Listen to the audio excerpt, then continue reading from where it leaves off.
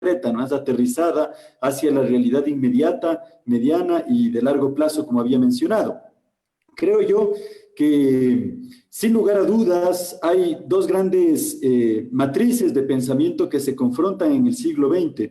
Y estas dos grandes matrices de pensamiento a modo de paradigmas en el siglo XXI pueden quedarse insubsistentes si es que no somos capaces de ser mucho más creativos para ampliar el espectro, el horizonte de mirada, ¿sí?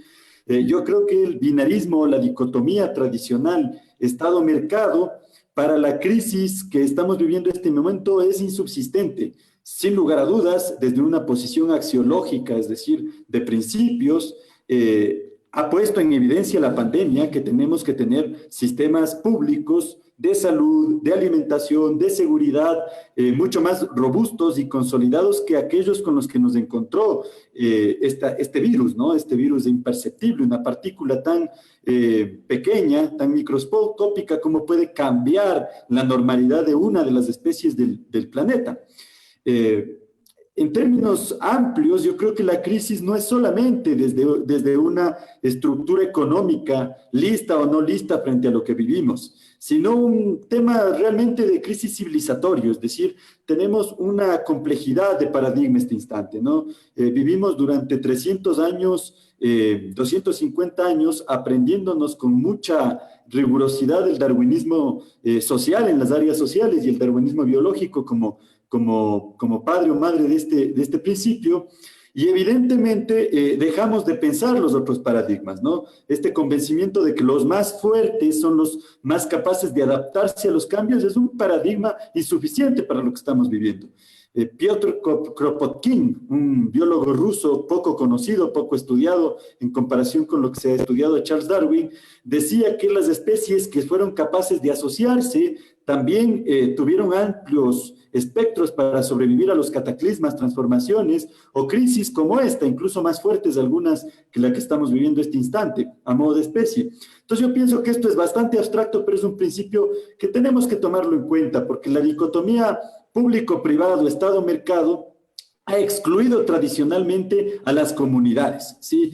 Y si ahora somos bastante autocríticos, el elemento de sostenimiento más fuerte del principio vida en este instante en la especie humana han sido las comunidades, desde la comunidad más primaria, la comunidad más cercana, afectiva, que es la familiar, donde se han dado circuitos de solidaridad, reciprocidad, sostenimiento entre sus miembros, hasta las comunidades posiblemente inmediatas, ¿no? Es decir, estamos viendo ciertas circulaciones, redes de tiendas barriales, redes de provisión de alimentos, contactos entre productores y consumidores. Nada de esto está estructurado, nada de esto está organizado, sino que se va generando como un sistema complejo, ¿no? Es decir, una autoorganización, como dirán los estudiosos de los sistemas complejos, tanto en ciencias sociales generales como en economía. Entonces, yo pienso que esta primera observación es importantísima, porque si no somos capaces de trascender de la dicotomía binaria, el 1 versus el 0, creo yo que en el siglo XXI seguimos siendo vulnerables. Y para una región como la latinoamericana, esto es más complejo. Hace 500 años esto ya no sucedió, lo voy a decir solo en términos metafóricos, porque digamos, la vulnerabilidad era una vulnerabilidad estrictamente orgánica, ¿no? Es decir, nuestros sistemas inmunológicos, en términos de no estar en constante creación de defensas para las enfermedades, hicieron que nosotros tengamos una gran pérdida, una gran cantidad de pérdida de vidas humanas. Pero ahora nuestra vulnerabilidad latinoamericana se ha caracterizado por sus estructuras sociales.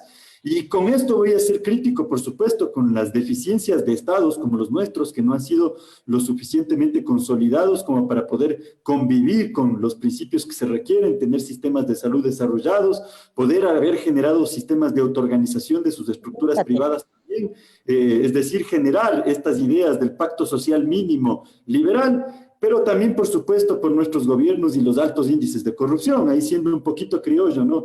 Cuando uno iba por la carretera y lamentablemente había algún accidente, uno se da cuenta cuando iba de curioso que lo primero que habían hecho con el finadito era bolsiquearle. Lo mismo le pasó a nuestro país, ¿no? Es decir, viene una pandemia, nos arrasa con evidentemente datos sumamente complejos, elevados, mucho más allá de los oficiales, más de 10.000 muertos, más de 11.000 muertos, y lo primero que sucedió con nuestras élites políticas es que vieron de qué manera sacaban algo de tajada de esta circunstancia dolorosa. Y nuestras estructuras económicas, Marcelo, y todos quienes nos escuchan, también lamentablemente, en términos culturales, demuestran una incapacidad para ser líderes en lo económico, ¿no? Es decir, el capital productivo en nuestro país no tiene condiciones hegemónicas dentro de la estructura del capital general. Lamentablemente seguimos controlados por una supremacía del capital especulativo, los sistemas bancarios, los grandes grupos económicos bancarios y el capital rentista, es decir, quienes saben comprar y vender del exterior. No es un delito ninguno de estos dos, pero por historia ninguno de estos dos capitales generan ningún proceso real de condiciones de lo que podríamos decir es un equilibrio, una sostenibilidad de la estructura económica. Y el capital productivo no tiene esas condiciones hegemónicas, siempre está a la cola de las relaciones de poder entre los otros dos, entonces lo que tiendes a ver también es una estructura compleja, porque de repente nadie está listo. Yo comparto esta hipótesis de Pablo Lucio, sí es cierto, nadie está listo para una pandemia. Pero en términos de principios culturales, de una estructura de organización social, estás listo para tomar ciertas decisiones. Y eso ya no va solamente por la capacidad que tenga el gobierno de hacerlo o no, sino también de la estructura cultural de una población, ¿no? Es decir, no había otra opción en el momento más pico, más fuerte del pico de esta pandemia, que tener una política redistributiva. Es decir, necesitábamos repentinamente $1.000 millones para sostener el sistema de salud, para comprar camillas, respiradoras, fortalecer UCIs, y eso sin lugar a dudas, dadas las condiciones de esto en nuestra economía, no era posible, ya se me desarmó el teléfono, no era posible en una circunstancia como la nuestra de la economía nacional, sin regresar a ver a los lados y decir de dónde puedo obtener con el objetivo de, primero que nada, anteponer un principio ético elemental, que es la sostenibilidad de la vida, ¿sí? Es decir, mucho más allá de la dicotomía económica, antes hay una discusión ética, que es una discusión de la dignidad humana, es decir, ¿cómo sostenemos que nuestro país no pierda 50.000, 40.000, 30.000 vidas? Ya la historia nos va a decir progresivamente después cuáles son los datos oficiales, perdón, los datos reales versus los oficiales, y podemos entonces frenar, bajar, disminuir, mitigar lo que más podamos una realidad tan cruenta como la que hemos vivido, ¿no? Hecatombes como la que vimos en Guayaquil y ahora con menos flujo de información en Quito. Entonces, me parece a mí que esa es una discusión central, ¿sí? Es una discusión abstracta en primera instancia que va a materializarse, usaré las siguientes intervenciones para poder aterrizarla con más concreción, pero en este principio elemental abstracto tenemos una disputa compleja. No somos una sociedad culturalmente preparada, lamentablemente, para poder establecer una relación de defensa de la ética elemental, que es la vida, ¿sí? Entonces, por lo tanto, esto podemos endosarle principalmente a la responsabilidad pública, porque el Estado, como pacto social, tiene que cubrir este derecho elemental de primera instancia. Pero yo creo que también tenemos que extender a las otras dimensiones, a la hegemonía estructural de nuestros capitales, a quienes tienen más fuerza económica en nuestro país, y por supuesto también a la organización social, porque tenemos problemas culturales, no somos organizados, tenemos problemas un poco de orden de alguna manera. Entonces sí podríamos hacer un ejercicio de corresponsabilidad abstracta, pero en ese orden de ideas, principalmente el Estado tenía que haber respondido, evidentemente la ciudadanía pujando a eso, a que podamos responder mejor a esta crisis y por lo tanto haber mitigado el dolor humano que hemos vivido y que seguimos viviendo, porque evidentemente esto no ha parado. Eso sería en esta primera intervención, estimado Marcelo. Muchísimas gracias, querido Aquiles. Creo que las perspectivas que se han presentado son distintas y de cualquier forma nos permiten a nosotros también ampliar nuestra reflexión. Es fundamental que podamos seguir pensando cuáles fueron en ese sentido los causales de esta pandemia. Y en torno a eso, pues llegamos a la segunda pregunta, que de la misma manera, pues quisiera que nos permita empezar el economista Pablo Dávalos. Y la pregunta nos dice lo siguiente: la agenda que el gobierno llevó adelante a lo largo de estos meses ha sido insuficiente, llena de fallos e incidentes de corrupción. ¿Cuáles son los resultados que impactarán con más fuerza al país al mediano y a largo plazo? Economista Pablo Dávalos, por favor. Bueno, es absolutamente evidente que la corrupción ha alcanzado niveles, creo yo, ejemplificativos de las últimas décadas. Pocas veces hemos visto un gobierno con una corrupción como política de Estado. El hecho de negociar hospitales públicos en medio de una pandemia y no tener en absoluto, si tú quieres, la posibilidad de darle disculpas al país en esta circunstancia, da cuenta de que efectivamente la corrupción se convirtió en política de Estado, pero conjuntamente con la corrupción está un discurso de cinismo, ¿no? Recuerdo mucho a Sloterdijk cuando habla de la crítica de la razón cínica. Es un gobierno que hizo de sí mismo también una especie de pragmatismo político. Hemos visto también que es un gobierno que no ha construido absolutamente nada. O sea, no hay una obra pública que avale todo el endeudamiento público y el sobreendeudamiento que se ha hecho en estos últimos 3 o 4 años. Es un gobierno que ha destruido la institucionalidad del país. O sea, el hecho de lo que puede hacer hace unos 3 o 4 días de dejarle al país sin garantías para proteger, salvaguardar su patrimonio natural, ¿no? Despedir guardaparques, etcétera, da cuenta justamente de un proceso de desinstitucionalización que llega al extremo de dejarnos sin correos, que es una empresa que está conformada además por tratados internacionales. Todos los países necesitan tener una estructura de correos al interior. O el último decreto 1158 que desarticula la comercialización de derivados para crear desde el Estado un mercado privado de derivados. En consecuencia, sí, la corrupción se ha convertido en una dinámica política para la aprobación de leyes, para evitar juicios políticos.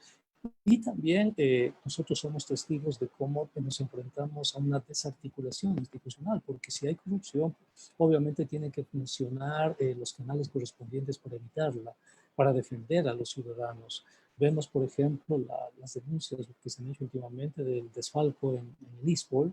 Estaba revisando el artículo 60 del Código Orgánico Monetario y Financiero, le permite a la Superintendencia de Bancos intervenir en el Lispol, intervenir para evitar justamente eso que ha pasado, ¿no? 500 millones es demasiado dinero, esa institución prácticamente se ha quebrado. El Estado no puede acudir a salvarlo porque además la ley no lo permite, ¿no? En consecuencia, estamos ante una desinstitucionalización total, estamos ante la corrupción, estamos ante el cinismo, estamos ante una especie de indolencia programada y además con pésimas decisiones económicas, ¿no? Esto ha hecho que el gobierno se separe de cualquier estrategia que busque un mínimo consenso político. O sea, no hay consensos políticos en este momento. Por eso el gobierno actual tiene más del 90% de rechazo de la ciudadanía. Como te había dicho anteriormente, con un 90% de rechazo es imposible construir una agenda. O sea, no puedes construir una agenda, no puedes hacer absolutamente nada con un 90% de rechazo y con acusaciones tan fuertes de corrupción. En ese contexto, en el peor de los momentos, el gobierno decide suscribir un acuerdo con el Fondo Monetario Internacional. Pero estos acuerdos son de largo plazo. O sea, le intenta endosar al próximo gobierno acuerdos que no necesariamente el próximo gobierno lo puede suscribir, pues. Es decir, intenta proyectar su sombra hacia los próximos años. Y esto implica ya conflicto. Esto implica conflicto porque si el próximo gobierno no quiere, por ejemplo, entrar a discutir con el Fondo Monetario, tiene que entrar en un proceso de salida del Fondo Monetario que implica conflicto a nivel internacional. En consecuencia, la posición del gobierno es sumamente irresponsable, creo yo. Fíjate tú, deja una deuda a los gas de 1.800 millones de dólares. Pero tú puedes decir, claro, es que últimamente no ha recibido recursos, pero de esos 1.800 millones, el 90% corresponde a asignaciones que no les dio desde el año 2017, pues 17, 18, 19 y ahora el año 2020 hace una cantidad imposible que pueda ser cubierta a futuro y le traslada los problemas al próximo gobierno. En consecuencia, el próximo gobierno tiene una situación muy delicada, tiene una sociedad totalmente escéptica, una sociedad golpeada, una sociedad transgredida, si tú quieres, por la falta de apoyo del gobierno, una sociedad sin un horizonte concreto al mediano y a largo plazo, ¿no? Pero esas circunstancias son ideales para una refundación de la política, una refundación de los nuevos cuadros políticos. Yo pienso que este es el momento para la reemergencia de nuevos cuadros, de gente que sea joven, pues que venga con otros criterios, que piense en términos del siglo XXI. O sea, nosotros todavía seguimos pensando en términos del siglo XX, ¿no? Todavía pensamos que el Estado es obeso, por ejemplo, que es un concepto del siglo XX. seguimos pensando en conceptos de dicotomía Estado-mercado, que es un concepto del siglo XX. Pensamos en términos de competitividad. En plena economía de la información y de competitividad es un concepto del siglo XX. Pues.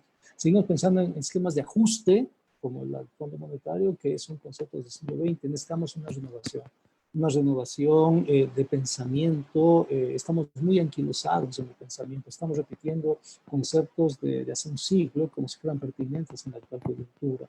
Necesitamos una regeneración de jóvenes, de cuadros políticos. Necesitamos que los jóvenes en este momento intervengan con fuerza porque ellos representan el siglo XXI, ellos se mueven bien en el siglo XXI, ¿no?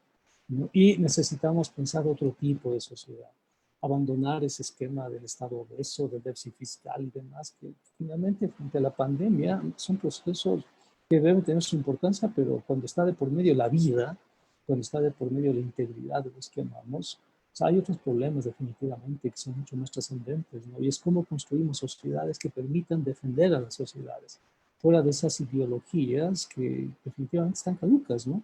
En consecuencia, estoy al mismo tiempo optimista, por ejemplo, estoy optimista porque veo que emergen nuevos jóvenes, nuevos liderazgos, nuevos discursos, y creo que nuestro país en estas próximas elecciones tiene las posibilidades de elegir o lo viejo o lo nuevo, ¿no? Esperemos que los jóvenes den la sorpresa, esperemos que sean ellos quienes asuman esta responsabilidad de reconstruir esta sociedad. Muchísimas gracias. Muchas gracias, doctor. Le cedemos en este momento la palabra entonces al doctor Pablo Lucio Paredes para que pueda expresar su opinión respecto a la misma pregunta.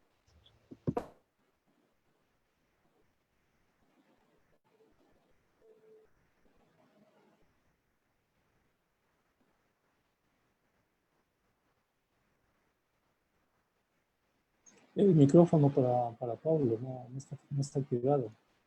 Ya, listo. Nuevamente, ustedes le tenían bloqueado otra vez. Yo le apago mientras habla Pablo Dávalos para no molestar. ¿Sí? El inconveniente, doctor.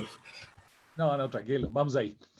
A mí me parece, esto finalmente una conversación, me parece muy interesante que Aquiles haya empezado con temas abstractos. Él se ha disculpado, ¿no? Me parece que está creo que es muy útil para todos. Yo solo desde el punto de vista abstracto, digamos, que él planteaba al inicio, yo creo que es un error. Estoy totalmente de acuerdo con él, con Pablo, en presentar las cosas entre el Estado y el mercado. Esa no es la dicotomía. En la vida siempre hay dicotomías. Más bien la pregunta es, los sistemas complejos que aquí les señaló, ¿cómo se resuelven mejor? ¿Se resuelven desde el punto de vista de un sistema de planificación que viene desde arriba o se resuelven desde un sistema en que el centro de la sociedad, ojo, y estoy de acuerdo con Aquiles, y eso se llama liberalismo, se resuelven a partir de las personas y sus organizaciones más cercanas, que son la familia, el barrio, etcétera, etcétera, y de ahí hasta llegar al Estado, pero se resuelven primero a nivel local, y eso se llama liberalismo, ¿no? Entonces yo creo que no es la dicotomía Estado-mercado, es la dicotomía frente a la complejidad entre las personas y sus organizaciones más cercanas resolviendo la complejidad o los sistemas de planificación que vienen desde arriba, ¿no? Y eso se ve incluso ahora ante la pandemia. El tema mismo de Guayaquil, más allá de todos los problemas que hubo al inicio, pero luego Guayaquil puso en marcha mecanismos de planificación de la alcaldía, pero sobre todo puso en marcha una cantidad de mecanismos de la sociedad, ¿no? Que fueron resolviendo muchos problemas. Entonces yo creo que la dicotomía no es de Estado-mercado, es otra, ¿no? Pero hay esa dicotomía que siempre existe en la verdad en las sociedades. Se ha planteado también de manera muy interesante el tema del rol de las élites y de los líderes. Yo creo que ese es uno de los grandes problemas que tiene el Ecuador. Pero cuando decimos las élites políticas, damos a entender que es las élites gobierno y la élite, digamos, Asamblea Nacional o municipios, lo que sea. Yo creo que hay un rol de las élites que es mucho más amplia. Los que estamos aquí conversando somos élite y tenemos que hacernos la pregunta si nosotros asumimos en general nuestro rol serio como élites para ayudar al avance del país. O lo que mucho sucede en el Ecuador y que debemos estar conscientes es que cada uno nos ponemos en nuestra esquina y desde nuestra esquina pretendemos no movernos mientras los demás no den un paso adelante. O sea, siempre esperamos que el otro, que es el equivocado, se mueva y nosotros no nos movemos porque no estamos equivocados. Yo creo que hay un rol de las élites en general en la sociedad ecuatoriana que es un tema bien, bien importante, ¿no? Y luego, en relación a lo que señalaba Pablo Dávalos, yo sinceramente me sorprende, Pablo, que nosotros podamos dejar de lado, más allá de la pandemia, porque la pandemia, cuando la veamos en perspectiva, va a ser uno de los tantos accidentes e incidentes de la historia, ¿no? Que aporta como toda lección, por supuesto, pero ¿cómo vamos a dejar de lado un concepto como la productividad? ¿Cómo vamos a dejar de lado un concepto como la competitividad? ¿Cómo vamos a dejar de lado un tema como el déficit? ¿Cómo vamos a dejar de lado un concepto de que cada uno tendrá su opinión, pero un concepto que es importante si el Estado hace lo suyo o un Estado que hace más de lo que tiene que hacer? Y eso le llamamos el Estado obeso o no obeso. Yo creo que hay una serie de conceptos. A veces creemos que porque el mundo avanza hay conceptos fundamentales que ya no hay que tomarlos en cuenta. No, yo creo que en general los conceptos fundamentales siguen presentes ahí.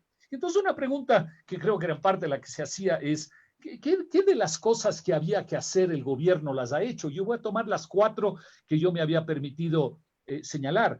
Primero, el tema creación de un fondo de crisis para realmente estar claros de que atendemos las necesidades de las familias y las empresas para ayudarles a salir adelante en la pandemia. Me parece que eso no se ha creado o no se ha creado al menos con claridad y eso me parece muy preocupante. Segundo, el tema del endeudamiento que es necesario en este momento y no veo por qué, decía Pablo, que tendríamos que salir del Fondo Monetario si es que no estamos de acuerdo con el programa, me refiero al próximo gobierno. No tiene que suceder eso. Continuar o no continuar con los programas del Fondo Monetario es una cosa que los países pueden decidir de manera que pueden hacerlo sin tener que salir del Fondo Monetario, ¿no? Así que eso es un tema que el próximo gobierno podrá manejar. Pero me parece que en este momento, nos guste o no nos guste, el endeudamiento es necesario. Tercero, y el gobierno lo ha hecho bien, yo creo. Tercero, había que hacer una reducción drástica de los gastos no productivos del Estado para poder dirigir recursos hacia la pandemia y me parece que se ha hecho en una medida absolutamente sin llegar al nivel que se tiene que llegar. Y finalmente el sector privado es el que tiene que hacer un esfuerzo mucho mayor de ajuste que el sector público y eso no me parece correcto en la sociedad. Y cuarto, decíamos mecanismos para liberalizar la oferta, temas laborales, temas de negociación entre acreedores y deudores, temas de disminución de todo el peso que el Estado en la tramitología le pone a la sociedad. Tampoco creo que se ha hecho el esfuerzo suficiente. Algo se ha hecho en materia laboral, algo en materia de deudas, pero muy poco en materia del peso que hay sobre la sociedad. Y luego, obviamente, el gobierno queda debiendo en materia de corrupción. Y creo que las 3 expresiones que decía Pablo son muy correctas, que es destrucción de la institucionalidad, corrupción y cinismo. Pero si Pablo me dice que esas 3 expresiones son válidas para el Ecuador de los 2 últimos años, yo digo, caramba, yo creo que al menos son válidas para el Ecuador de los últimos 200 años, ¿no? Digamos, para redondear, de los últimos 200 años, que es parte de la vida ecuatoriana, pero ciertamente son parte de la vida de los últimos 12, 13, 14 años, el cinismo, la destrucción de la institucionalidad y la corrupción. Yo no creo que podemos usar esas 3 expresiones muy ciertas simplemente para tratar de calificarle a este gobierno dentro de ese paquete. Y recordemos una última cosa, sobre todo porque hay muchos jóvenes que nos escuchan. El tema de la corrupción se combate a través de muchos mecanismos diversos, pero yo quiero mencionar uno que muchas veces nos olvidamos, que es la sanción social. No hablo de la sanción legal, que también es importante, evidentemente. Hablo de la sanción social. ¿Eso qué quiere decir? Que si yo sé que mi vecino se ha enriquecido de mala manera, porque le he visto que era un señor X que hacía cosas en su vida y de repente estuvo en el gobierno y ahora tiene 10 veces más. Es obvio que solo puede venir de la corrupción. Si mañana mi vecino me invita a dar una vuelta en su Mercedes-Benz o me invita a una fiesta de su hija, pues yo tengo que decirle que no voy porque no estoy de acuerdo con él y yo no quiero ser amigo de él. Pero ¿qué sucede en el Ecuador? Que muchas veces decimos, no, pues, ¿Cómo no voy a ir a la fiesta de mi vecino? ¿Cómo no voy a seguir haciendo negocios con él? ¿Cómo no me voy a subir al Mercedes-Benz de él si es chévere subirse a un Mercedes-Benz? Estoy obviamente poniendo un lado un poco folclórico, pero eso es la sanción social. Y ahí volvemos a lo que yo decía antes. No solo es la justicia, no solo el gobierno, los políticos, los responsables. De muchas cosas en la sociedad somos responsables los ciudadanos en cada acción de cada día, y en particular cuando queremos construir una sociedad de individuos y sus organizaciones más cercanas, pues somos individuos que debemos ser más responsables de lo que somos en nuestras acciones diarias en la sociedad. Muchas gracias.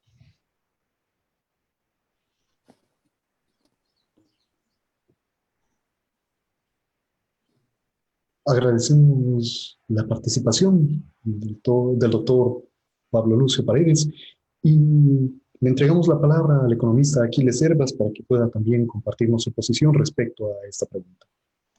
Con todo gusto.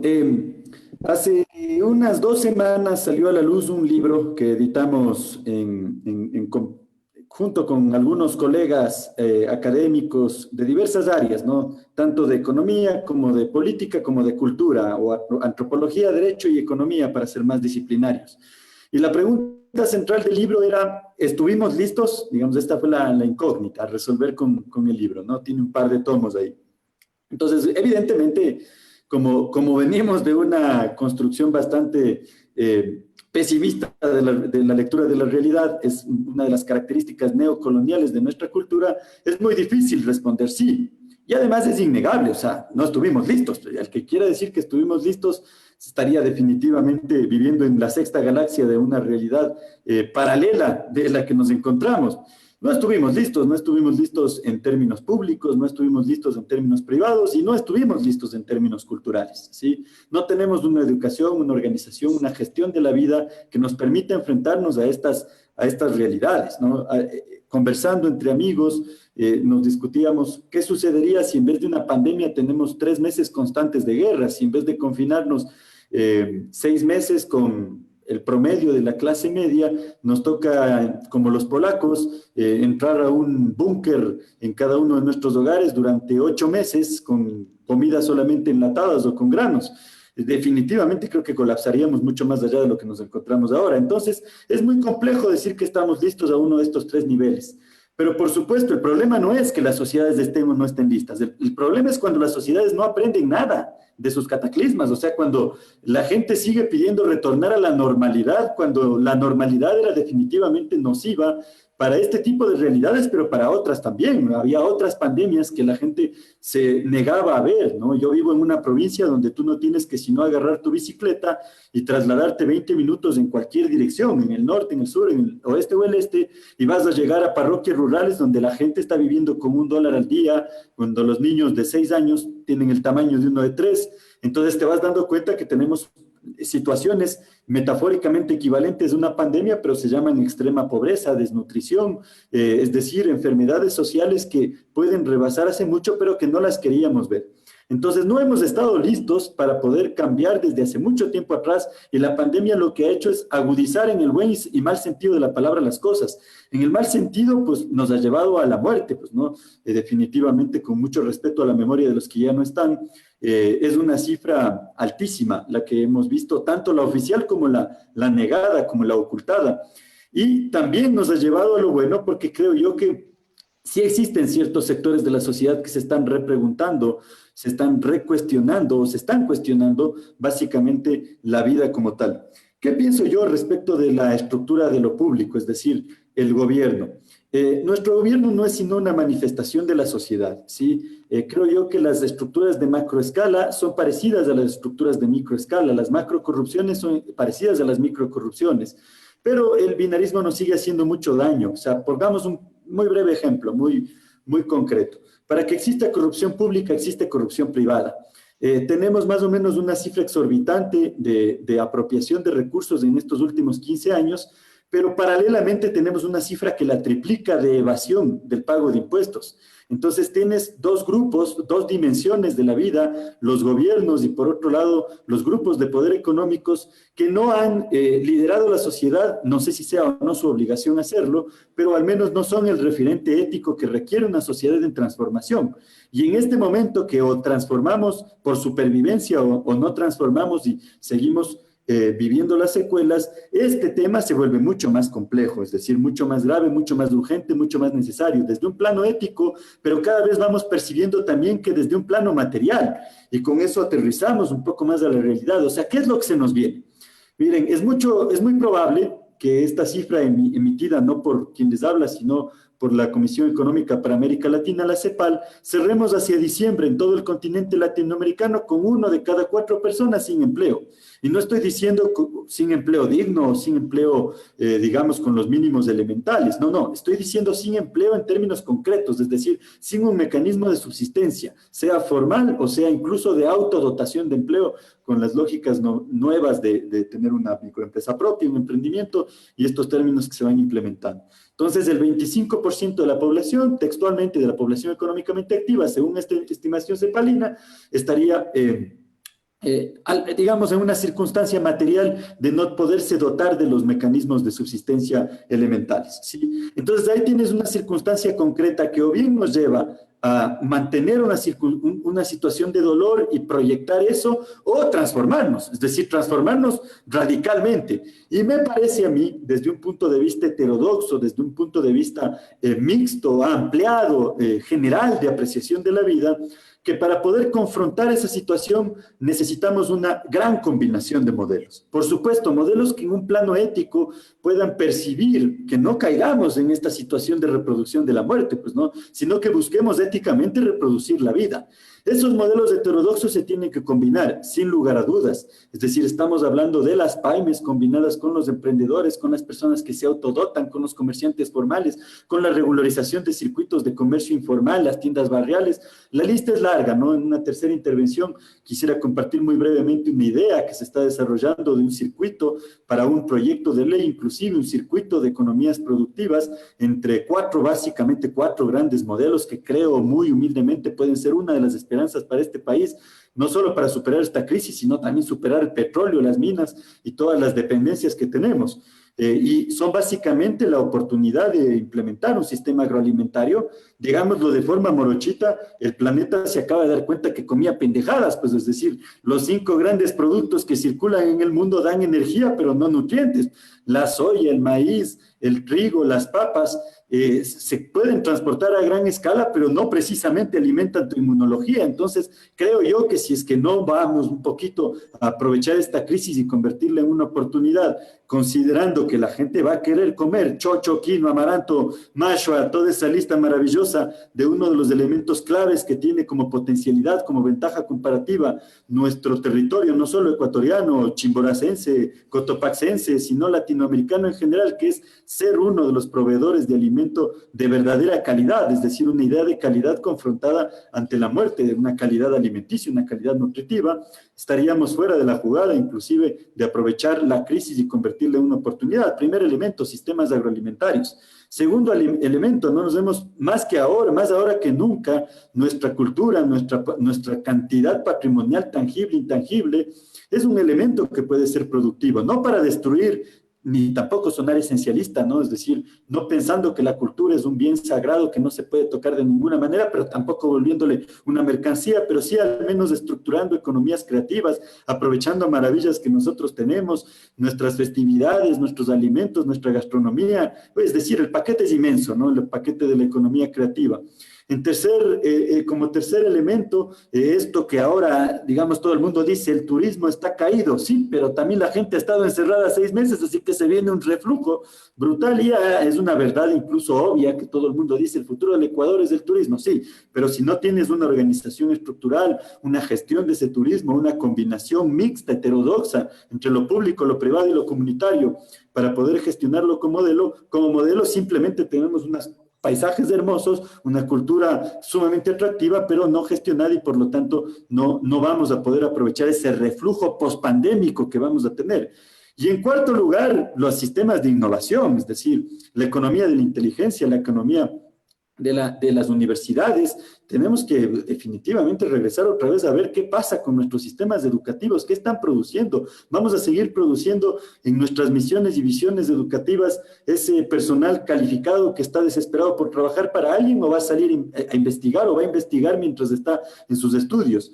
Entonces, claro, esto es parte de un elemento complejo, pero yo quiero un poco adelantar este criterio porque si bien tenemos algunas leyes formalistas sobre estas materias, no tenemos unos programas concretos que aterricen política pública combinada con participación privada y altos niveles de empoderamiento comunitario, participativo, ciudadano, de todos los niveles de organización social, que nos permita gestionar esta crisis para convertirla de modo complejo, como un sistema complejo, con autoorganización y principios nuevos para interpretar la vida, complementariedad, corresponsabilidad, dualidad, para coger también incluso principios culturales nuestros y construir un modelo de algo que yo voy a decir para cerrar esta intervención, Marcelo y todos los estudiantes de economía, contabilidad y todas las áreas que nos escuchan, ¿sí?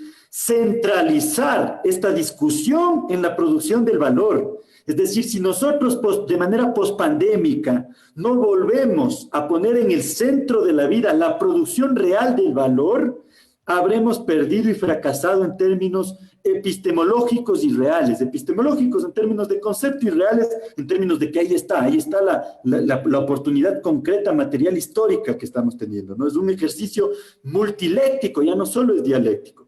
Sobre eso desarrollaremos en otro momento porque es una discusión mucho más ampliada, pero hacia allá hay que apuntar. ¿Por qué? Porque si no lo hacemos, pues yo no sé si vendrá el COVID-20, COVID-25, otra pandemia, o seguiremos siendo víctimas de esta pandemia real más cruenta y dolorosa, que es la extrema pobreza, la desnutrición. Yo te vuelvo a insistir, en bicicleta 20 minutos a cualquier lado desde aquí y vas a encontrar los documentales que crees que ves solamente en Nat Geo, es aquí, en Chimborazo, y no en 3D, sino ahí, en primera plana. Muchísimas gracias por esa intervención, querido Aquiles. Realmente hay mucho más por discutir respecto a todo este tema y nos falta tiempo en este sentido para poder seguirlo aterrizando de la mejor manera. Para seguir avanzando, pues la tercera y última pregunta de este conversatorio se ha planteado en torno a lo que implica la diversidad de candidatos que se están presentando para las elecciones. Justamente nos permitimos preguntarles a ustedes ahora cuáles son los parámetros que debería considerar el próximo gobierno para reactivar la economía nacional, sabiendo que no podemos tener 16, 15, 20 agendas presidenciales, sino que debemos apuntar a un solo objetivo. Economista Pablo Dávalos, le cedemos la palabra. Yo tengo un evento impostergable en unos minutos, es que tengo que abandonarles. En todo caso, me ha parecido un debate muy, muy interesante con temas realmente que ameritan una segunda, tercera o cuarta oportunidad para debatirlos, ¿no? La complejidad, los debates del siglo XXI. O sea, por ejemplo, ¿por qué en el siglo XXI conceptos como la competitividad dejan de tener sentido a nivel epistemológico, ¿no? Porque el recurso más importante del siglo XXI, a diferencia del siglo XX, es infinito. En el siglo XX los recursos eran finitos, eran escasos, por eso la economía estudiaba la asignación de recursos escasos para fines alternativos, ¿no? En la ocurrencia, el capital y el trabajo, pero en el siglo XXI el recurso más importante de la producción es infinito, ¿no? Es la información.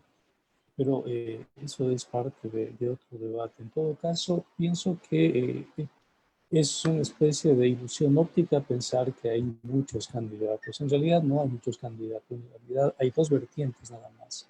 Hay una vertiente que va del centro a la izquierda, que estaría representada en este momento por dos candidaturas, la candidatura de Yacu Pérez y la candidatura de Andrés Arauz, y del centro a la derecha, en la cual están el resto de candidaturas. La más opcionada de ese sector de la derecha es Lasso, después de Lasso creo que viene Ciro Romero, después de Romero creo que viene Fina Peña, después Luis Gutiérrez, etc., ¿no? En consecuencia, no hay muchas candidaturas, hay básicamente dos posturas. ¿Qué hacer frente a lo que está pasando?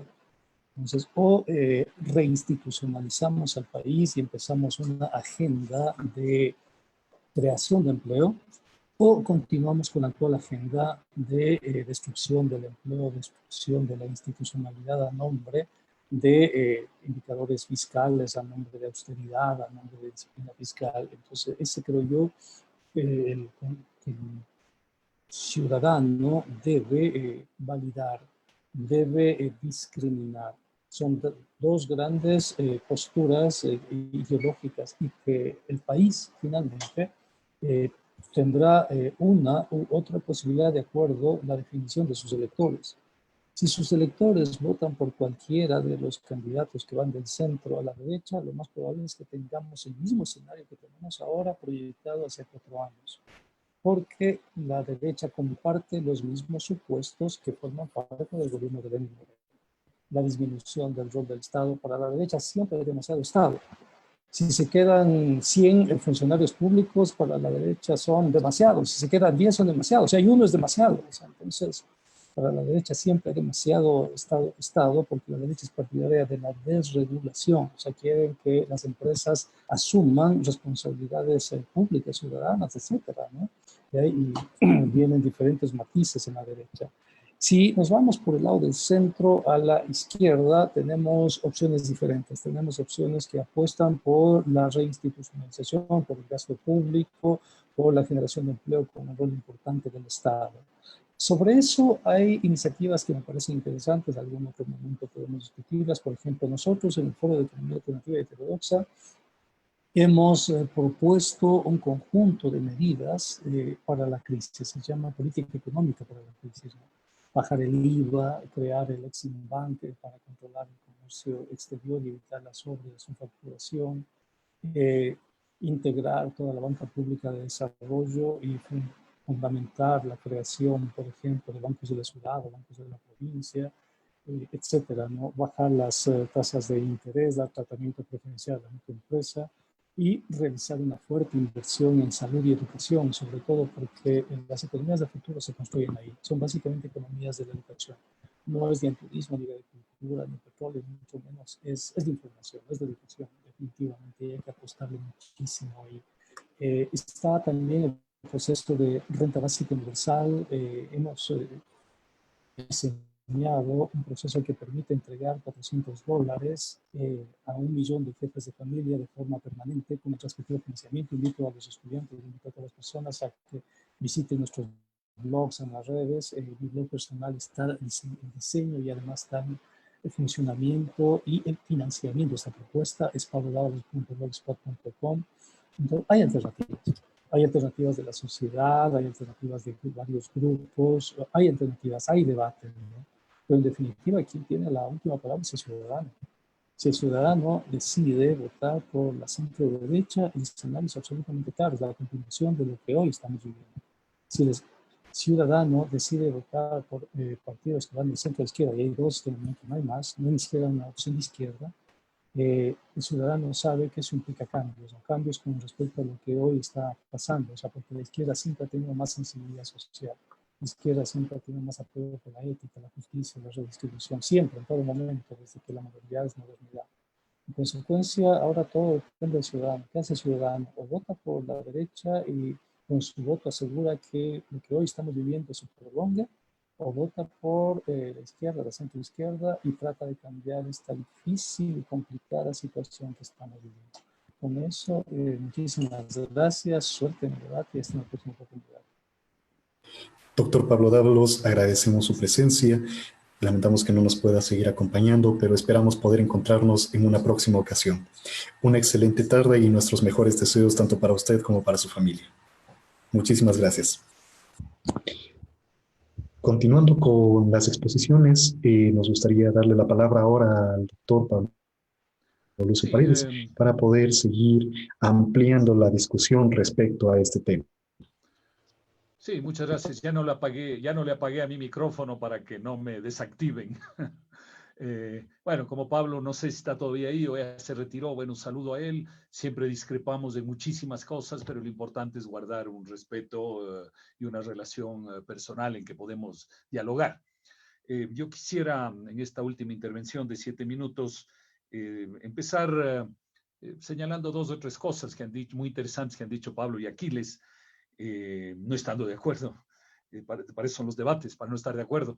La primera, simplemente una observación a Aquiles, que ha planteado una cantidad de cosas muy abstractas y muy interesantes, pero dijo una muy práctica, con la cual solo quería señalarle. Él dijo, ¿dónde podíamos en el Ecuador haber tenido $1.000 millones para la salud? Bueno, si el gobierno anterior, cuando tenía precios del petróleo de $100, hubiera hecho caso a la gente que le decía que había que crear fondos de ahorro, hoy tendríamos razonablemente, sin mucho esfuerzo, un fondo de ahorro no de 1.000, sino un fondo de ahorro de $10.000 millones que hubiera servido evidentemente para atender la salud y otras cosas. Ese es un punto muy concreto, no abstracto, pero muy concreto de manejo de política económica y de conceptos económicos.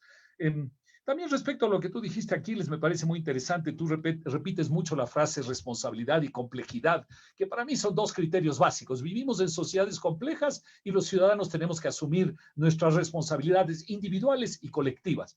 Pero sí me preocupa cuando luego de oír esas dos frases, que para mí como liberal son dos frases fundamentales, luego tú dices, hay que preparar leyes o tenemos preparados proyectos de ley y una serie de cosas para construir circuitos en el Ecuador. Eso es la antítesis de la complejidad. El construir desde las leyes, desde un grupo de expertos, desde un grupo de sabios, decidir cuáles son los circuitos, decidir qué son las cosas buenas que la gente tiene que comer y cuáles no son, etcétera. Yo creo que eso son decisiones de las personas, y los sabios lo que tienen que hacer es informar a la gente, ciertamente, para que la gente tome mejores decisiones, pero al final la gente toma las suyas y sabrá por qué las tomas. Entonces, a mí me parece, desde el punto de vista de mi visión liberal, muy peligroso este tema de hacer leyes para construir los circuitos de la sociedad, ¿no? Y el otro tema que señaló Pablo, que es un tema muy recurrente en el mundo, ahora se repite mucho, yo creo que muchas veces repite muchas cosas que simplemente están de moda. Esta idea de que ahora como vivimos la sociedad del conocimiento, vivimos en una sociedad de recursos infinitos, ¿no? Y la economía se ocupaba de recursos escasos. Discúlpenme, la economía y la sociedad sigue siendo una sociedad de recursos escasos, y el conocimiento también es algo escaso. Porque el conocimiento, para darle utilidad, hay que recibirlo, hay que procesarlo, hay que utilizarlo, y todos esos mecanismos, recibir, procesar, utilizar, son son mecanismos que utilizan y que son en definitiva recursos escasos. Entonces no hay que dejarse obnubilar por la idea de que ahora vivimos una sociedad de recursos infinitos. No, los recursos siguen siendo escasos y hay que utilizarlos bien. Por eso la productividad y la competitividad y otras frases de la economía y otros pensamientos de la economía siguen siendo muy válidos hoy y en el futuro. No hay que dejarse engañar por esas modas que surgen cada cierto tiempo. Pero yendo a la pregunta que era sobre los presidenciales, yo estoy de acuerdo con Pablo, que decía que no hay tantos candidatos, lo que hay es dos grandes tendencias. Y es cierto, hay dos grandes tendencias, pero como al final, aquí y en todas partes del mundo, no creamos que somos peores que otros, y en todas partes del mundo la gente en gran medida vota por las personas, ¿no? En todas partes del mundo, pues esas personas que vamos a elegir, yo creo que deben tener al menos 3 cualidades, digamos así, o no cualidades. La primera es tener madurez. Siempre es difícil definir lo que es la madurez, pero bueno, yo creo que nos podemos entender sin tener que definirlo, qué significa la madurez. La segunda cosa, creo que es gente que tiene que tener experiencia pública y privada. Esas dos experiencias son fundamentales. Como alguien dice, usted ni siquiera ha manejado la tienda de la esquina y pretende dirigir un Estado. Así es, hay que tener experiencias públicas y privadas. Y la tercera, y probablemente la más importante de todas, es muy difícil, es no dejarse obnubilar por el poder. No dejarse obnubilar. ¿Quién de los candidatos no va a caer en la tentación de sentirse poderoso, de sentirse que cambia el mundo, de sentirse que puede meterse en todo porque resuelve los problemas de todo desde el poder? Y eso lleva a la corrupción, entre otras cosas, ¿no? Yo creo que ¿quién tiene la capacidad de no caer en la tentación del poder? Yo creo que es muy importante cuando uno escogemos el candidato, ¿no?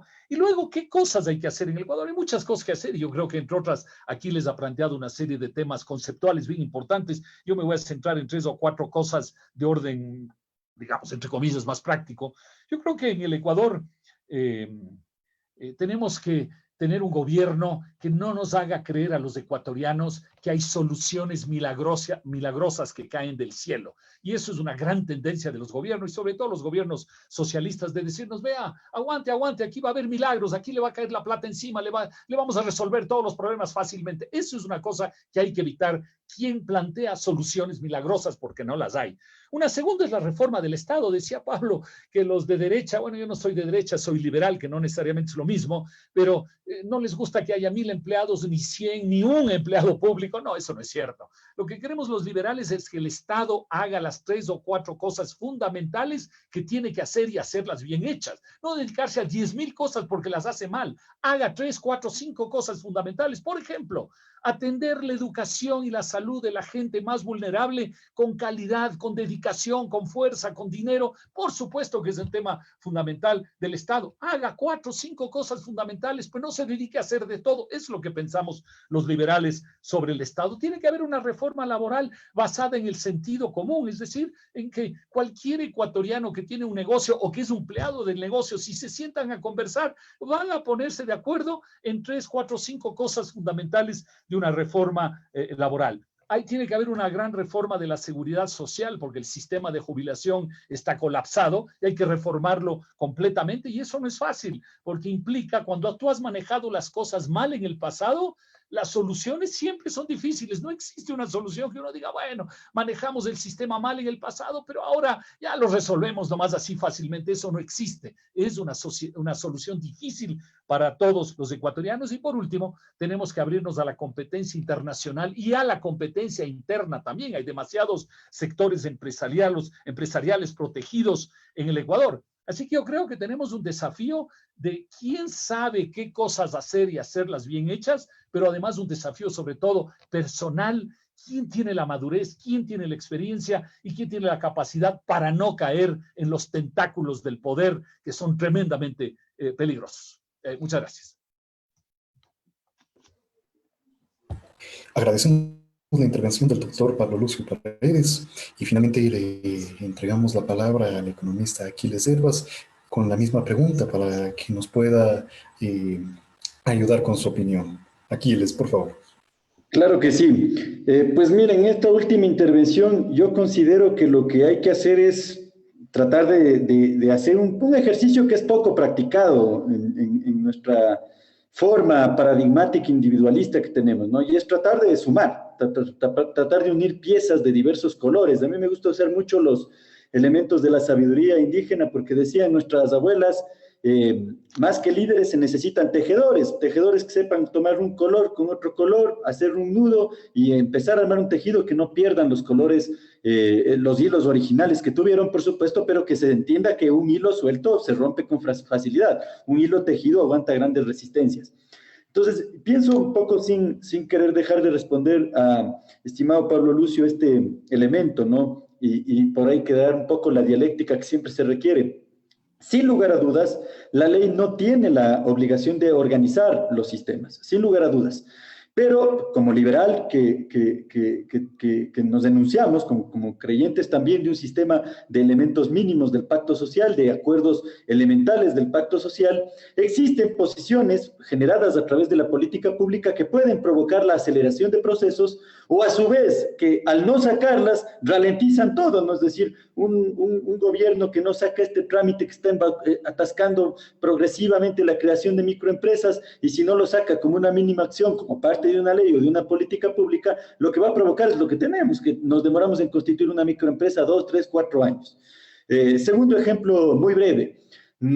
Se habla ideológicamente de las libertades, pero nuestro país no es un país de libertades, ¿no? Es decir, es un país que pugna por el libre mercado con los europeos para poder entregar banano, cacao u otros elementos o otros commodities primarios sin pagar aranceles, pero a la vez protege totalmente a la banca y pagamos por un microcrédito de consumo 15, 17, 18, 19%. Entonces, uno necesita una regla, una ley mínima y elemental que diga, bueno, está bien, si nosotros vamos a creer en la concepción de la libertad como paradigma, saquemos entonces este pequeño y gran dique que se llama contención de la posibilidad de que los bancos que tienen mucha menor tasa internacional de pago por el costo de un crédito puedan incorporarse, ingresar y regular el mercado, que también es peligroso, por supuesto, pero para hacerlo desde el paso más primario. Y por supuesto, ¿qué es lo que sucede con eso? Que creo yo, ahora mismo, no tenemos que crear las 100, 5,000, 10,000, 20,000 microempresas, porque mucha gente está pasando esto como un efecto inmediato. La gente está autogestionando su vida, están empezando a producir algo con las manos, en algunos casos también volverse comerciantes de lo que producen otros. Está empezando a haber un remolino de iniciativas económicas, pero todos van a llegar a un punto en el que van a necesitar crédito y van a ir a un banco y se van a encontrar con que ni la cooperativa ni el banco, peor el gran banco o la corporación financiera nacional, tiene crédito a menos del 15%. ¿Sí? Sobre todo si es que el que se presenta ahí es un ciudadano llano, sencillo, que no tiene consolidada una gran empresa con un pasado económico. Entonces, por lo tanto, sí considero yo que no puedes organizar desde arriba las cosas, pero necesitas que el actor público o ponga ciertos aceleradores o quite algunos diques que no están permitiendo que las cosas fluyan, gestionadas desde la comunidad, ¿no? Entonces, por lo tanto, es indistinto el orden, digamos, es claro que no tiene que ser o reorganizado el orden desde arriba, pero creo yo que tenemos que poder tener esa combinación mixta, esta combinación heterodoxa, esta combinación complementaria, sumamente subsidiaria incluso entre ciertos componentes de la vida para poder salir adelante. Ya en lo que tiene que ver con esta pregunta final, yo personalmente ya estoy cansado de que sigamos copiando las distinciones europeas. O sea, ahí incluso diciendo de mi querido amigo el Pablo, ya la izquierda y la derecha están obsoletas. No responden a la realidad. Esa noción es pertinente para un momento de la historia, para un siglo que ya pasó, y para nuestra realidad es insubsistente para responder, ¿sí? Yo prefiero tomar la herramientita andina nuestra que habla del arriba y el abajo, es decir, ¿qué es del arriba? A mi criterio es ese arriba que puede estar en el Estado como puede estar en el mercado, que en el siglo XX, en el siglo XIX y en el siglo XVIII no respondieron a nuestros problemas elementales y que no veo por ningún lado una pista que respondan en el siglo XXI. Entonces, por lo tanto, ¿quiénes estamos abajo? Estamos desde ciertos sectores industriales que vienen sobreviviendo desde los años 70, 60, con el intento de sustitución de importaciones que hubo muy débil en nuestro país, hasta posiblemente el artesano que está trabajando y fabricando algunos elementos para venderlos en su barrio, en sus conocidos o en alguno de los circuitos de los que estamos hablando, mucho más en esta idea del mucho más abajo. Entonces, por lo tanto, ese arriba y abajo más que nunca ahora es una disputa real, ¿sí? Creo yo que hay muchas más transversales que cruzan esto. ¿Qué ganamos nosotros con un gobierno de izquierda que es autoritario? Como demócratas tenemos que repelar absolutamente todo intento de totalitarismo. De igual manera que ganamos con un gobierno de derecha que cree en las libertades, pero mantiene matrices conservadoras del siglo XVIII y quiere controlar el cuerpo de las mujeres como si fuera el siglo XVIII, XIX, en algunos casos hasta el XVI. Quieren todavía quemar brujas. Entonces, por lo tanto, esos binarismos europeos traídos occidentalmente con la colonia y agudizados en un modelo como el nuestro, sin lugar a dudas, Marcelo y todos los estudiantes ahora son insubsistentes para responder a la realidad. Y creo yo que este es el momento más importante para responder a la realidad, es decir, no hablo de ser pragmáticos solamente o realistas per se, sino de poder interpretar esa realidad para poder abstraer y concretizar modelos que nos permitan salir adelante. Creo yo que no en todos somos escasos. Tenemos abundancia de electricidad, por ejemplo, y no estamos implementando una política monetaria con dinero electrónico, con criptomonedas. A nosotros nos costaría, por la abundancia de electricidad, 1 centavo producir 1 centavo de criptomoneda. A los coreanos les cuesta 1.500 y aún así lo están produciendo. Yo no diría, están locos los coreanos. No, no están locos, sino que entienden que es uno de los mecanismos para poder ir adelantándose hacia el futuro. Un montón de ideas, muchos más. Yo creo que necesitamos mínimos éticos comunes, menos evasión tributaria, menos impuestos regresivos, más impuestos progresivos, pero esos impuestos progresivos que puedan ir a una situación de equilibrio decente en la cual nadie evada y todos cumplan un mínimo elemental promedio mundial, inclusive. Nuestro país no cumple los promedios mundiales. Eso es política redistributiva, por supuesto. Nos permite cierta sostenibilidad para otros momentos de urgencia. Yo comparto plenamente que nos saquearon en la década pasada y no tenemos con qué defendernos, pero como nos toca pensar para el futuro, tenemos que ver qué pasa si es que esto se prolonga. Entonces, por lo tanto, necesitamos tomar las decisiones que han tomado los alemanes, los franceses, para poder decir cómo sostenemos esto. El mismo FMI, organismo con que yo no comparto sus principios por obvias razones, ha recomendado ahora política redistributiva patrimonial. Y evidentemente eso no los vuelve socialistas. Y en un país como el nuestro, menos aún el debate capitalismo o socialismo es real. No existe. Si no tienes medios de producción que generen un capital, menos los vas a poder socializar. Entonces ahí sí estaríamos en una discusión que muchos la pretenden abrir. No es el caso de Pablo Lucia, siempre son unos debates mucho más elevados que con otros economistas que están entrampados en la discusión meramente ideológica que no responde a la realidad.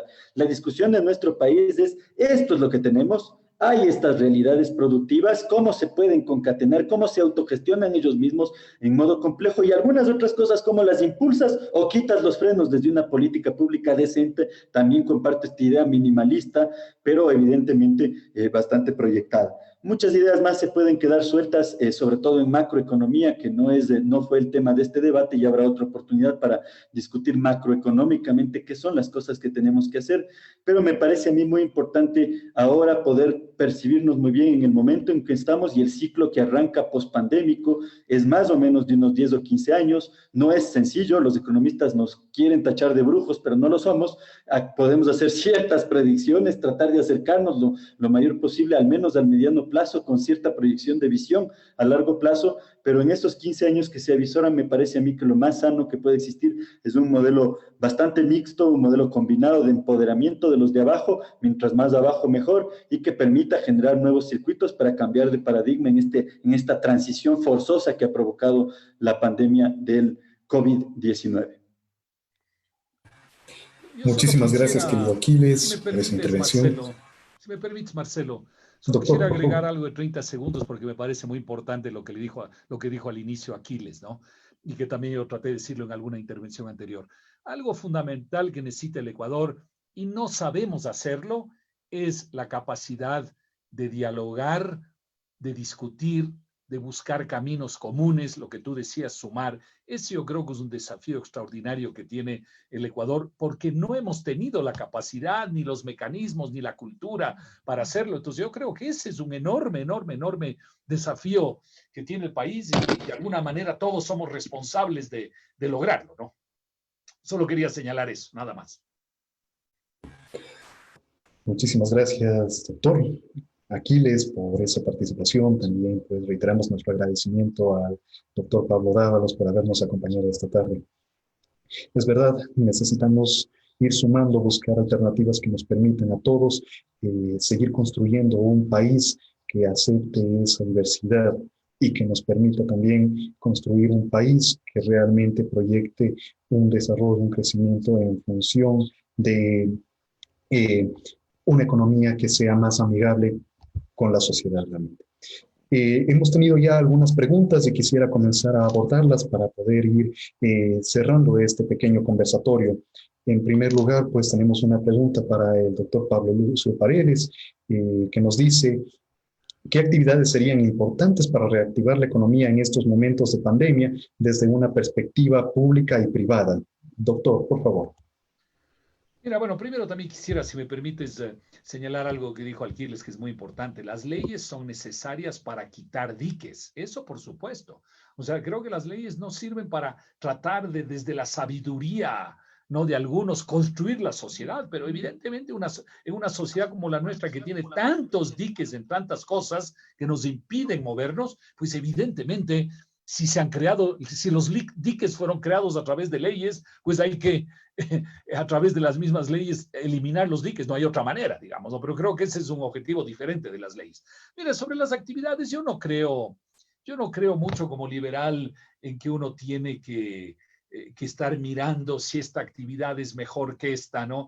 Y apoyamos esta y no apoyamos esta. Yo, por ejemplo, en general soy enemigo de las reformas tributarias que tienden a dar ventajas a algunos, ¿no? Como la última de hace año y medio, creo que fue, y lo mismo la anterior de hace 4 años. En general, vamos en esa dirección. Y decimos, a ver, vamos a dar ventajas tributarias a tales sectores, ¿no? Y luego decimos, vamos a dar ventajas tributarias, excesivas además, a los que inviertan los próximos 2 años. Y la pregunta que yo me hago, ¿y por qué hay que ayudarle al de los próximos 2 años? Y el que invirtió hace 3 años y el que va a invertir dentro de 3 años, ¿no son iguales? ¿Por qué solo importan esto si les da unas ventajas estrafalarias? ¿Y por qué tales sectores?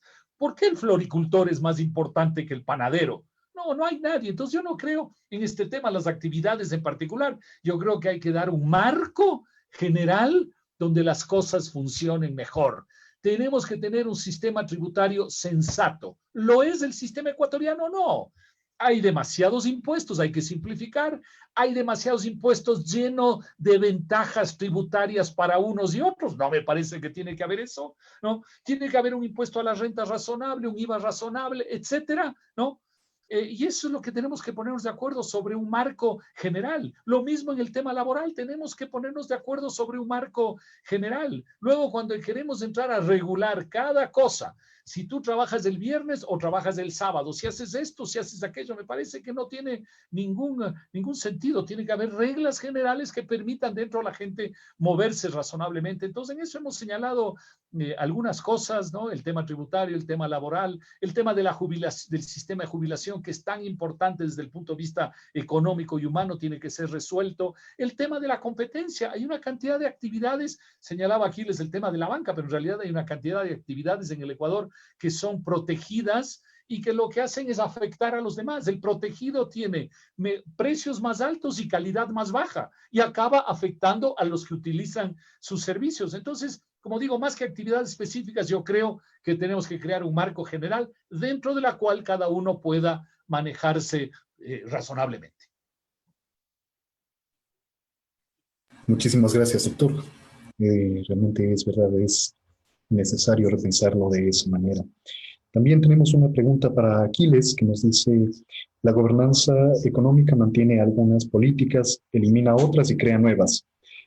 ¿Qué políticas económicas son positivas y merecen ser mantenidas dentro del Ecuador? Querido Aquiles, por favor. Bueno, es medio duro poder rescatar alguna de las políticas actuales porque es un shampoo casi confuso, ¿no? Es decir, era ya confuso el anterior, ya de por sí. En el discurso aguanta todo.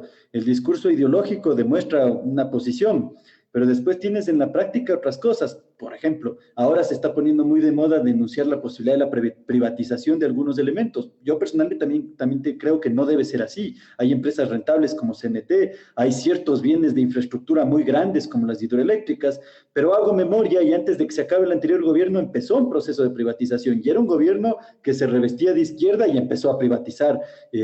Me acuerdo había lanzado ya la señal discursiva en los últimos 3 meses de al menos 2 hidroeléctricas a nivel nacional. Entonces, es bien confuso poder decir esto hay que rescatar, esto, etcétera, ¿no? Lo que pueda pasar.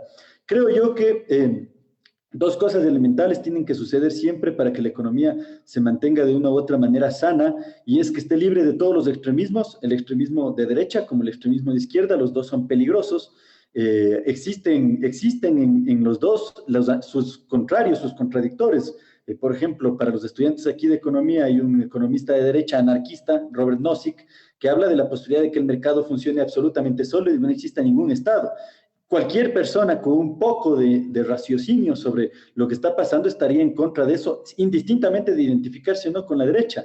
Y asimismo, por el otro lado, cualquier persona entendería que se le quitas, no sé, a Álvaro Noboa todo su patrimonio, en este momento pues nos avanza para pegarnos un plato de tortillas a cada uno.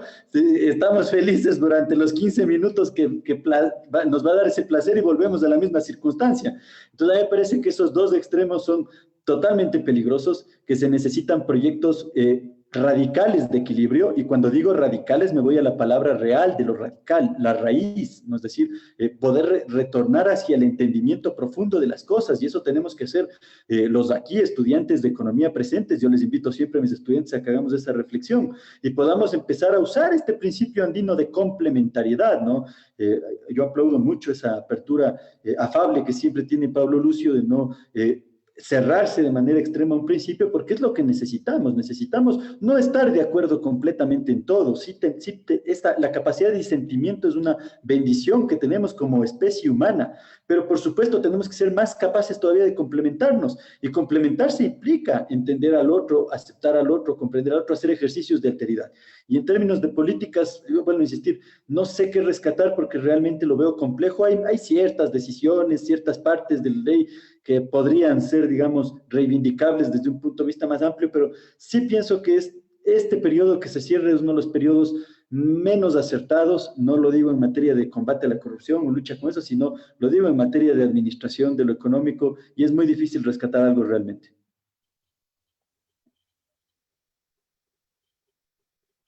Muchísimas gracias, Aquiles. Es verdad, en ese sentido, pues hay poco que se pueda rescatar detrás de todo esto. La siguiente pregunta, dirigida al doctor Pablo Lucio Paredes, dice lo siguiente. Para una reactivación económica, ¿considera usted que una estrategia sería el ingreso de la banca internacional y que ésta compita con la banca local para que exista un apalancamiento de las operaciones crediticias de diversos sectores? ¿Es esto posible? Doctor, por favor. La respuesta es sin lugar a dudas, y voy a comentar el tema, pero antes de eso quisiera retomar la palabra complementariedad que acaba de decir Aquiles, que es muy importante, pero yo creo que siempre hay que mantener juntas las palabras competencia y complementariedad. Es decir, la sociedad funciona en base a que competimos y nos complementamos, ¿no?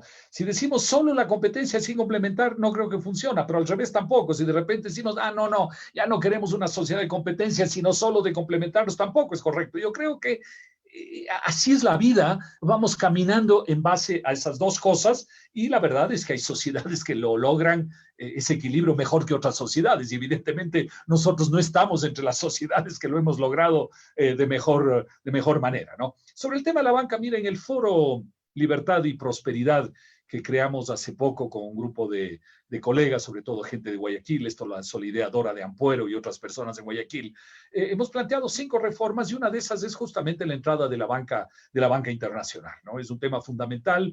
El sistema financiero está en el corazón de la economía, primero porque maneja todos nuestros recursos, y segundo porque da recursos para el crédito, el desarrollo, etcétera, etcétera. Entonces, muy importante. Y entonces yo creo que sin lugar a dudas que la banca ecuatoriana necesita competencia desde afuera, y la hay en casi todas partes de América Latina, ¿no? Donde menos hay es en el Ecuador. Y debo reconocer que cuando planteamos esta idea hace un mes y medio, o sea, hemos insistido en esta idea, más que plantear, insistir en esta idea, yo decía, sí, está bien, pero hay que ser realistas en este momento de pandemia, de crisis, en que la gente durante un tiempo se va a desglobalizar, digamos así, ¿no? Va a ser bien difícil atraer banca internacional al Ecuador.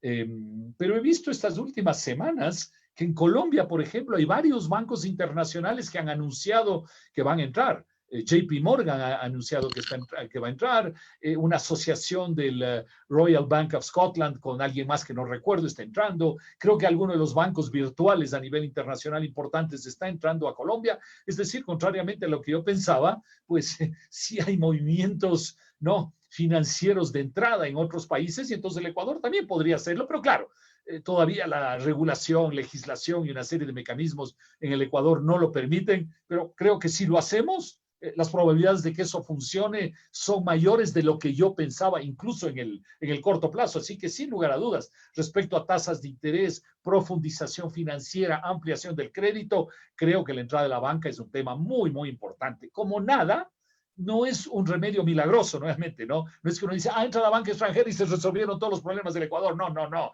Es uno de los tantos encadenamientos que hay que lograr, pero me parece un tema muy importante. Muchísimas gracias por esa apreciación, querido doctor. La siguiente pregunta responde justamente a Nos dice uno de nuestros seguidores, ¿cuál es el costo de oportunidad de poner trabas al comercio y de mantener déficits fiscales? La pregunta va dirigida para los dos, por favor. Primero, tal vez, Aquiles, para seguir esta línea de alteridad. Pues sí, el costo es altísimo, ¿no? Es decir, todo tipo de diques, como habíamos comentado hace un momento, terminan generando costos no solamente sociales, no solamente afectando al desarrollo, la posibilidad de mirar hacia más adelante, sino también cuantificables, es decir, uno puede medir el tiempo, ya que se usa la categoría costo de oportunidad, uno puede medir el tiempo y en esa relación tiempo y valor, cuánto perdemos, no solo por una empresa que no puede o aprobarse o sacar los permisos o levantar una patente o poder operar ya en el tamaño, perdón, en la distancia de tiempo que corre entre T1 y T2, es decir, el trámite 1 y el trámite 2, el tiempo 1 y el tiempo 2. Todo eso, si es que lo sumamos para 1,000, 2,000, 10,000, 20,000, 30,000 empresas, hay muchos modelos bastante básicos incluso para calcular eso, nos pueden permitir estimar cuánto en N cantidad de millones de dólares estamos perdiendo por la excesiva tramitación o los problemas de diques que existen. El déficit me parece a mí que puede tener relación con eso, pero lo voy a responder de manera mucho más amplia. Ese es otro instrumento ahí que quizá, ahí seguramente no vamos a tener un criterio compartido con Pablo Lucio. Yo pienso que el déficit es una herramienta ideológica, ¿sí? Que se usa constantemente para crear mucho pánico. No hay economía del planeta que no trabaje en déficit, ¿sí? Trabajar demasiado tiempo en superávit puede ser una señal de enfermedad. Esto también lo hablamos siempre con los estudiantes. Si tú ves que una economía tiene demasiado tiempo superávit, está también enferma, posiblemente menos enferma que la nuestra, sí, obviamente, pero esa es una señal enferma, no es una señal saludable. Ahora el problema es que nosotros generalmente estamos con déficits desequilibrados, no sostenibles, que no están controlables, eso es real. Pero cuando esa idea del déficit se utiliza para justificar otras decisiones que incluso no van a resolver el déficit, lo van a agravar y que además nos van a complejizar más, se puede alertar que se está utilizando el déficit como una herramienta ideológica, es decir que tenemos déficit para tomar tales o cuales decisiones. Por ejemplo, hace rato discutían Pablo Lucio con Pablo Dávalos, esta idea del Estado obeso. Es una idea que es bastante ambigua, o sea, no se puede hablar de Estado gordo y Estado flaco, Estado obeso y Estado no obeso. Es una idea bastante ambigua. Pongamos un ejemplo. No nos quedemos solamente en los elementales que veo que compartimos con Pablo Lucio, derecho a la salud, a la educación, médicos, profesores. A pesar de que esos elementales, solos, en bloque, junto a la policía y al ejército, suman el 65% de todos los gastos corrientes del Estado, es decir, no son cualquier elementales, ¿sí? Si no, vámonos un poco más allá, en los sistemas de justicia. Nosotros requerimos tener un Estado obeso o flaco para tener buenos jueces especializados que sepan procesar peritajes en temas tan delicados como los delitos sexuales, temas tan delicados como la pornografía infantil. Necesitamos o no calidad de la justicia. La calidad cuesta y esa calidad no va a ser pagada por los sectores privados. Eso nos hace responder la pregunta con que requieres un Estado obeso para tener un buen sistema de justicia. No necesariamente, pero sí requieres tener asegurados fondos públicos en un sistema estable. Posiblemente puedes asegurar esos fondos públicos, esa N cantidad de miles o millones de dólares según el caso, sin la necesidad de resolver el problema del déficit, porque la vida se sostiene con déficit. O sea, vamos a volvernos otra vez atrás al ámbito doméstico. ¿Qué padre o madre de familia o cabezas de hogar, según los diversos tipos de familia existen, no sostiene su casa con endeudamiento? El problema es qué tipo y a cuánto de tiempo comprometido vas a comprometer ese endeudamiento. Sí, es decir, el tipo de interés que estás pagando o la cantidad de millones que estás jalando. Si vas a quebrar la casa propia o que está en una hipoteca en ese camino, por supuesto te estás endeudando mal, pero el principio no es el que está en duda, es decir, te vas a necesitar endeudar y vas a estar en un estado de déficit probablemente, pero lo importante es que esté sostenido. Entonces, ahí es cuando uno tiene que levantar esto que se llamaban los filósofos la filosofía de la sospecha, pues, ¿no? Es decir, sospechar un poco cuando se está utilizando solo ideológicamente la palabra y cuando sospechas tienes que ir a la realidad. Vamos a ver cuál es la cantidad del déficit respecto al presupuesto del Estado o del PIB y vamos a ver si realmente implica un problema o puede ser sostenido. Generalmente en nuestro caso no es sostenido. Con esto yo no quiero defender las malas administraciones y el constante déficit que tenemos. No. Pero no quiero tampoco con eso legitimar la idea de que tenemos que estar constantemente en superávit para recién ahí tener una economía sana. Eso no es cierto. Muchas gracias, querido Aquiles. Le cedemos ahora la palabra al doctor Pablo Lucio Paredes para que pueda también ayudarnos con la respuesta que ha generado. No, con mucho gusto. Creo que son dos preguntas muy interesantes. Estamos ya un poquito tarde. Creo que, si me permiten, deberíamos ir pensando en terminar porque hay otras responsabilidades. Eh, eh, sobre los dos temas. Primero, voy a empezar sobre el tema fiscal. Mira, es como en la vida personal. ¿Uno puede vivir con déficits todo el tiempo acumulando y acumulando deuda? No. Hay ciertos momentos en que uno tiene déficits, por supuesto, para hacer cosas útiles. Por eso hablé en mi intervención inicial hace 1 hora y pico del tema de la productividad. Ese es el tema fundamental en la sociedad. Usamos recursos para generar productividad económica, social e institucional o no. Ese es el tema fundamental. Entonces, épocas de déficit. Y luego habrá épocas de superávit. Y también, como dice Aquiles, pensar que uno está bien porque tiene un superávit eternamente también es un gran error. Yo siempre les digo eso a mis estudiantes, ¿no? No crean ustedes que un país es un gran país porque tiene un superávit y el otro es un pésimo país porque tiene un déficit. No es eso. Pero en tendencia, uno trata de equilibrar las épocas de déficit y de superávit, sin lugar a dudas, para que todo esto sea sostenible. El gran problema a nivel de los gobiernos y de los países es que como no tienen un horizonte temporal, ¿tú por qué equilibras el déficit y el superávit? Porque al final tú sabes que eres tú quien tiene que pagar las deudas, los problemas, etcétera. A nivel colectivo, en cambio, sabemos que siempre le podemos pasar la pelotita a los de adelante, a los que vienen después, y por eso no equilibramos déficits y superávits de una manera razonable, ¿no? Entonces yo creo que ese es un tema muy importante y por eso yo creo que nuevamente el tema más importante es el de la productividad y por eso hemos planteado desde hace mucho tiempo y ahora en el Foro Libertad y Prosperidad, es el tema de que tiene que haber lo que se llama un presupuesto base cero. Es decir, tenemos que constantemente hacernos la pregunta en el gobierno es, este programa que funciona o proyecto, lo que sea, que funciona desde hace 1 año o desde hace 20 años, ¿es útil para la sociedad o no lo es? ¿Y por qué es útil? ¿Qué aporta en términos de productividad económica, social e institucional? Sí. Si no sirve, si no aporta, hay que eliminarlo. Entonces alguien dice, no, pues ya tiene 10 años, tiene que continuar, pero el hecho que tenga 10 años y sea malo, no quiere decir que tiene que continuar. Y si tiene 2 años y tampoco es bueno, hay que eliminarlo. Esa es la presupuestación base cero, que me parece un tema fundamental en la sociedad ecuatoriana. Y el otro tema sobre el tema de las trabas comerciales. Aquí les mencionó todo el tema de la tramitología. Yo voy a mencionar más bien el tema de las trabas que tenemos al comercio interno y al comercio externo. Simplemente pensemos nuevamente en la vida diaria, ¿no es cierto? La economía hay que pensarla desde la vida diaria también, ¿no? ¿Qué tal si mañana la gente de Tungurahua, de Ambato, que es tan pujante, le dicen, vea, usted para ir a vender en Quito o vender en Guayaquil o lo que sea, tiene que pasar por una serie de aranceles, de limitaciones, de problemas, de que no hay cómo vender? ¿Qué va a pensar?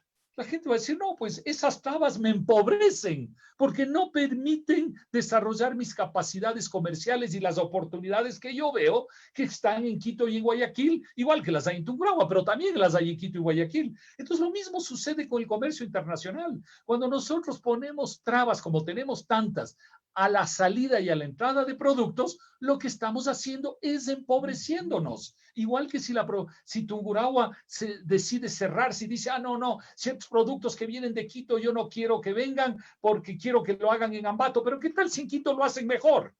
¿No? Entonces, esas trabas comerciales de salida y entrada al mundo es un tema que tenemos que ir eliminando y darnos cuenta que lo que sucede entre Tungurahua y el resto del país es lo que sucede entre el Ecuador y el resto del mundo. Y el hecho de que en el resto del mundo haya trabas, y lo mencionaba antes Alquiles sobre el tema del banano, por ejemplo, el hecho que haya trabas en el mundo, eso no impide que nosotros debemos tratar de aprovechar esas oportunidades que hay en el mundo que no las estamos aprovechando. Así que eso quería mencionar sobre los dos temas.